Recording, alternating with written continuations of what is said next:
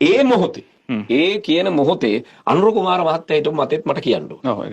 ඒක අනිවාර්යෙන් දාන්න ඕනේ. කරනවා. මේ අන්තවාදේ පරාජයටපත් කරනවා කියන්නේ මේ අන්තවාදයේ උමුතුවට තනි පුද්ගලයෙකුට මේක කරන්න පුළුවන්. මේකට දැවන්ත ව්‍යාපාර, දැවන්ත සංවිධාන යන්ත්‍රයක් මේකට අවශ්‍ය නැහැ. මොකද මේක මානසික උමුතුවක ප්‍රතිඵලයක්. හැබැයි මේ ප්‍රහාරයේ සංයුතිය තිබෙන්නේ ඉස්ලාම් ආගමික අන්තවාදී මිලේච්ඡ උම්මතු මතවාදී මේක සිටින්නේ. ඒක තේරුම් ගන්න ඕන. මම දැක්ක අකිම් මමත්වර එක වෙලාවක් කියලා තිබුණා. මොන්ගේ ඉල්ලීම් කවරේද? මොන් ඉල්ලන්නේ කුමක්ද? ඒකෙම තියෙන්නේ කුමක්ද? උම්මතුවක් මේක සිටින්නේ. මේ උම්මතුව නිර්මාණය කරේ ඉස්ලාම් ආගමික අන්තවාදී කියන එක බව අපි තේරුම් ගත යුතුයි. මේ ඝාතනයට අපරාධකරුවන් කොටස දෙකක් ඉන්නවා. එකක් ඒ ඝාතනයට හවුල්ලුවන්. දෙක එම ඝාතනයේ නිශ්චිත තොරතුරු ලබා දී තිබියදී වළක්වා ගැනීමට නොහැකි වුණා. ඒක නැකෙන්න පුළුවන්. ඒක නැකිය යුතුද? මෙම ඝාතනයට සම්බන්ධ වූවන් අපරාධකරුවන් වගේ මෙම ඝාතන වළක්වා ගැනීමට නොහැකි වීමත් අපරාධ ක්‍රියාවක්. ඊළඟ මේ ඉස්ලාම් ආගමික අන්තවාද දැන් ඝාතනයට සම්බන්ධ වූවන් කවුද?